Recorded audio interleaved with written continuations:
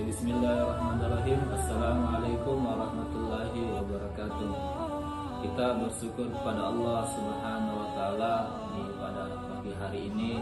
Allah Subhanahu wa taala masih memberikan kita kesehatan, kesempatan untuk menjalankan daripada aktivitas dan kegiatan kita. Dan Allah Subhanahu wa taala pada pagi hari ini telah menurunkan rahmat-Nya, yaitu hujan. Hujan ini rahmat dari Allah Subhanahu wa taala. Bagaimana Allah Subhanahu wa taala menumbuhkan daripada tumbuh-tumbuhan di permukaan bumi ini. Dan kita berselawat kepada baginda Nabi sallallahu alaihi wasallam atas perjuangan dan keresahan beliau sehingga agama ini tersebar di seluruh alam. Pada pagi hari ini saya sebagai selaku kepala sekolah MI Cendekia Berseri ingin memberikan daripada dorongan-dorongan atau motivasi-motivasi agar khususnya peserta didik atau guru ini memberikan juga dorongan-dorongan kepada peserta didiknya, terutama dalam hal sholat. Sholat ini merupakan hubungan kepada hamba dengan Rohnya atau hamba kepada Allah Subhanahu wa taala. Karena saking pentingnya sholat ini adalah hal atau amal yang pertama kali akan ditanya pada di akhirat kelak.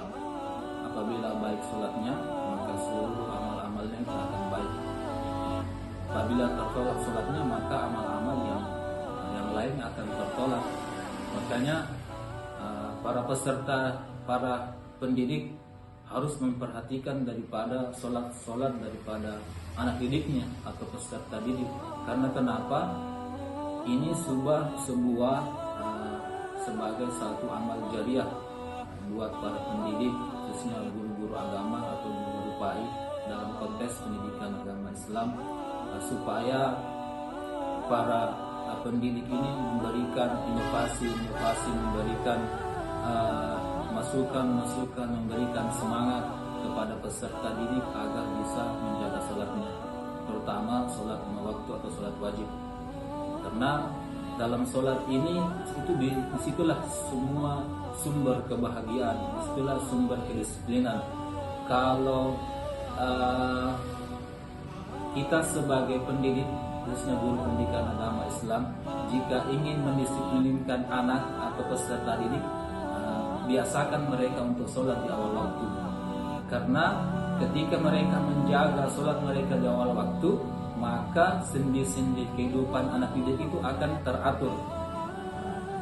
Meskipun dalam hal konteks ini sholat subuh begitu berat, tapi bagaimana kita sebagai pendidik bekerja sama dengan orang tua agar supaya anak didik kita ini bisa menjaga sholatnya.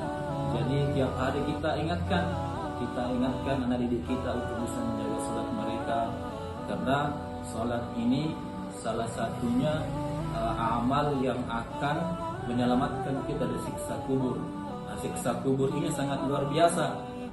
Jadi ketika pendidik ini memberikan sekiranya itu peserta didik ketika didengarkan sesuatu dia takut, makanya peserta guru ini atau pendidik ini dulu memberikan keuntungan sholat. Keuntungan sholat ini misalnya nanti di alam kubur ini mereka bisa selamat melalui titian sirat secepat kilat. Jadi kita sebagai pendidik menjelaskan kepada peserta didik salah satu yang kita lewati di akhirat kelak adalah jembatan titian sirat, yang di bawahnya itu adalah neraka. Yang dikisahkan itu ketika seorang bayi lahir dan dijatuhkan ke dalam neraka, pada saat sampai ke dasar neraka tersebut, bayi itu sudah berubah. Jadi dalam artian dia sudah tua. Jadi saking pentingnya namanya sholat. Dan salah satu juga sholat ini merupakan penyelamat daripada orang tua mereka di akhirat kelak. Karena orang tuanya telah mendidik mereka, karena orang tuanya ini memberikan mereka pendidikan agama. Makanya dari sekolah, terutama kita pendidik, yaitu guru pendidikan agama Islam, harus memberikan dorongan kepada anak didik kita atau peserta didik supaya mereka bisa menjaga sholat mereka. Terutama ini dibiasakan di sholat subuh, karena memang sholat subuh ini sangat berat. Orang dewasa saja mereka ini sangat berat melakukan sholat subuh kalau tidak dibiasakan.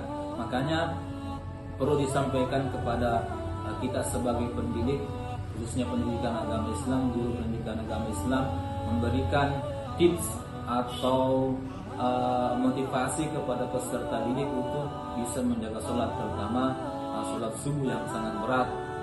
Kalau sholat duhur mungkin tidak terlalu berat, tapi ini yang sholat subuh ini yang agak berat. Makanya yang pertama itu, tips pertama, pendidik memberikan dorongan kepada peserta didik untuk membiasakan. Jadi biasakan bangun. Jadi orang tua juga diajak untuk bekerja sama untuk membangunkan anaknya untuk bisa menjaga sholatnya. Dan kita juga memberikan daripada ketakutan anak kepada Allah. Misalnya kalau kita tidak sholat nanti Allah marah, dan kalau Allah marah itu nanti kita tidak dapat apa-apa. Yang Allah kasih kesehatan, yang kasih kesehatan adalah Allah, yang beri makan kita adalah Allah, yang kasih minum kita adalah Allah.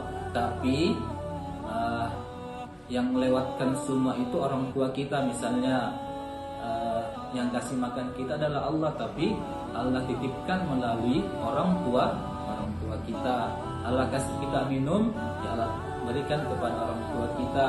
Allah kasih kita uang, ya Allah titipkan kepada melalui orang tua kita. Makanya saya ngajar kepada para pendidik, misalnya dalam konteks guru pendidikan agama Islam, bagaimana memberikan dorongan atau motivasi kepada anak didik kita untuk bisa menjaga sholat mereka, karena sholat ini merupakan hal yang paling penting dalam permukaan bumi ini. Seapapun orang, dia pun punya masalah, dia sakit, tidak ada alasan untuk tidak sholat. Dalam hal konteks sakit saja, seorang ini tidak boleh meninggalkan sholat. Begitupun juga dalam berperang, setakut apapun orang tidak boleh meninggalkan sholat, saking pentingnya sholat. Makanya dari saya berharap kepada para pendidik, khususnya guru pendidikan agama Islam, memberikan motivasi, memberikan dorongan kepada peserta didik untuk bisa, anak-anak kita ini bisa menjaga sholat mereka, karena sholat ini merupakan tiang agama. Karena kalau tiang agama ini rubuh, maka sendi-sendi agama akan rubuh. Dikisahkan atau diceritakan, Islam ini dibangun atas 5 tiang. Yang tiang pertamanya itu syahadat, yang lainnya itu puasa, zakat, sholat dan lainnya. Dan itu ketika tidak ada tiang di sebelah kiri atau sebelah kanan, maka hal ini akan mudah runtuh. Tiang atau bangunan itu akan mudah runtuh. Maka dari itu, kelima tiang, keenam tiang ini harus ada pada posisinya masing-masing. Jika tidak ada salah satunya, maka akan mudah runtuh. Begitulah kehidupan. Kalau tidak, begitupun sholat, kalau kita tidak mengerjakan, kehidupan kita ini akan hampa, kehidupan kita ini akan tidak teratur, kehidupan kita ini akan penuh dengan kegelisahan. Saya kira demikian yang bisa saya sampaikan. Saya berharap kepada para pendidik untuk memberikan motivasi, memberikan dorongan, dan memberikan kebiasaan kepada anak didik kita untuk bisa menjaga sholat mereka. Karena sholat ini yaitu penghubung kita kepada Allah atau kepada Rabb kita. Sekian, terima kasih banyak, semoga bermanfaat. Subhanallah bihamdi, subhanakallahumma wa bihamdika, asyhadu an la ilaha illa anta, astaghfiruka wa atubu ilaik. Assalamualaikum warahmatullahi wabarakatuh.